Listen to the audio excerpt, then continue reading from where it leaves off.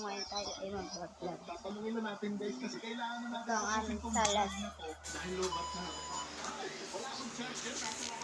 Tapos ito po ang aming laba.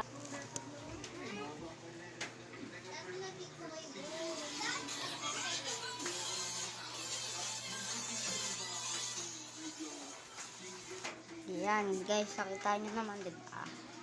O yan, masyadong makalat. So ito po ang aming banyo. Madilim po, ayun yung bowl. So guys, kung nakikita nyo naman po, ay ito po ang aming kwarto. Tabi po kami ng aking kapatid na grade 4 at ako po ay grade 5.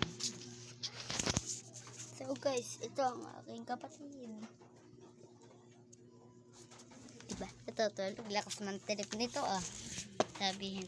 Diba, ito guys ang aming damitan. Itong damitan ko guys. Ito.